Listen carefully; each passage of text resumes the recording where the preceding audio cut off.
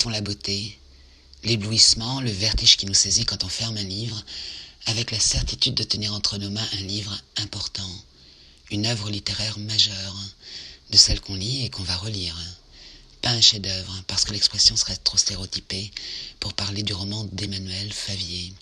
Une œuvre majeure pour l'écriture d'abord, indéfinissable, au risque de tomber dans des formules superlatives attendues, splendides, admirables, excellence à la française, mais des formules qui ne traduiront jamais assez la richesse et la puissance de la langue d'Emmanuel Favier.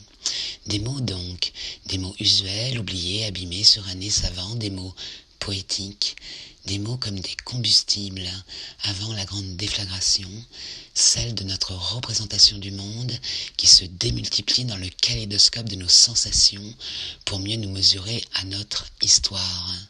Une œuvre majeure aussi car monumentale pour le projet ambitieux qu'elle porte.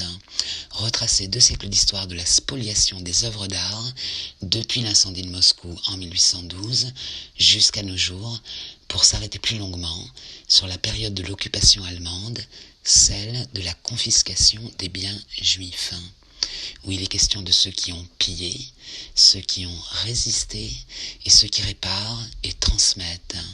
2 siècles d'histoire traversés également par des écrivains pour donner à voir, à lire des fragments de leur vie, biographiques ou purement imaginaires, ainsi surgissent un peu comme en embuscade ou par effraction. Ici Stendhal et Tolstoï, là Virginia Woolf et Marguerite Yourcenar et surtout la comtesse de Ségur avec laquelle s'ouvre le roman. Car la jeune comtesse est détentrice d'un coffret en bois de palissandre qui contient un trésor. Un coffret et son trésor qui auront le même destin que tant d'autres œuvres d'art, volées, brinque-ballées d'une ville à l'autre, d'un pays à l'autre, dans le grand incendie du monde que sont les guerres successives. Mais ne vous y trompez pas, La part des cendres, ce n'est pas un roman historique. Il en dépasse les codes par son brouhaha romanesque génialement orchestré grâce à une construction du récit subtile et toujours limpide. Une foule de personnages donc qui ont fait l'histoire avec un grand H, aux côtés desquels des personnages de pure fiction vivent et donnent corps à l'histoire. Alors vous croiserez, entre autres, Napoléon et ses grognards qui pillent Moscou, Vivant Denon, directeur des musées en 1815, outré de voir les Cosaques prêts à dévaliser son Louvre, et puis plus tard les acteurs du traité de Versailles, et enfin, dans la seconde partie du roman, Hitler, Goebbels, Göring, formidable page sur la mégalomanie de Göring, mais aussi Jacques Jaujard, grand résistant, directeur des musées de France, et surtout, la formidable, la courageuse, l'héroïque Rose Valland, assistante conservatrice au jeu de paume, sous l'occupation, grâce à laquelle tant d'œuvres d'art ont pu être répertoriées, sauvées, retrouvées, et surtout, restituées après la guerre. Mais au fait, dans le grand vacarme de l'histoire, qu'est devenu le coffret de notre comtesse et le trésor qu'il renferme?